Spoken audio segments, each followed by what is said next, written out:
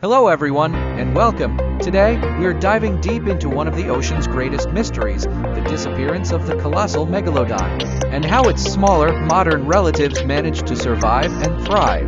It's a question that fascinates us, a tale of ancient giants and the relentless march of evolution.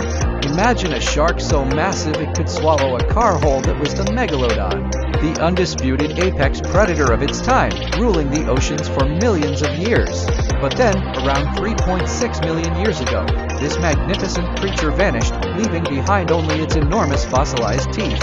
Meanwhile, sharks we know today, like the great white, continue to patrol our seas. So, what happened? The leading theories point to a combination of environmental shifts and ecological pressures that megalodon simply couldn't adapt to. One of the biggest factors was climate change. Megalodon preferred warmer, shallower waters, which were abundant during its reign.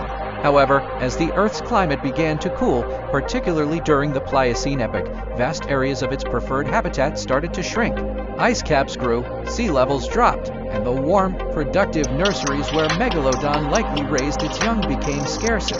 This cooling trend had a ripple effect on its food supply.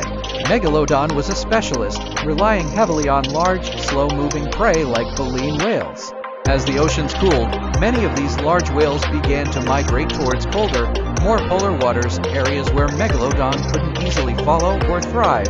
This meant its primary food source was literally swimming away or declining in numbers. A creature of its immense size required an enormous amount of food daily, and a dwindling buffet spelled disaster. Adding to its woes was the rise of new competitors. While megalodon was the king, other formidable predators were emerging. Smaller, more agile sharks, like the ancestors of today's great white, were evolving.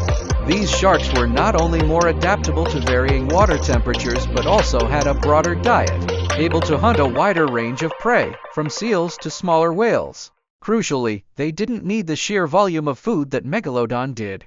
And let's not forget the emergence of intelligent, cooperative hunters like ancient killer whales. These highly social predators were also targeting the same large marine mammals that megalodon relied on, creating intense competition for resources. While a single killer whale might not challenge a megalodon, a coordinated pod could certainly outmaneuver and outcompete it for food. So, why did modern sharks survive?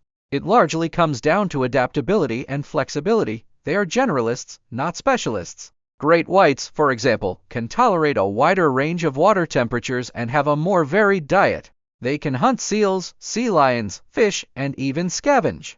Their smaller size, while seemingly a disadvantage, actually became a strength, requiring less food and allowing them to exploit a broader range of prey that remained abundant. They could also reproduce more frequently and mature faster than a colossal predator like megalodon likely did. In essence, megalodon was a creature perfectly designed for a specific, warm, and abundant environment. When that environment changed and its specialized food sources dwindled, it simply couldn't adjust quickly enough. Modern sharks, with their more versatile biology and behavior, were better equipped to navigate these environmental shifts and find new ways to survive. It's a powerful reminder that in the grand story of life, adaptability often trumps sheer size.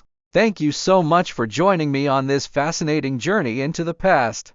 If you enjoyed learning about the mighty megalodon and the resilience of modern sharks, please consider giving this video a like and subscribing for more incredible insights into our natural world. Your support means a lot.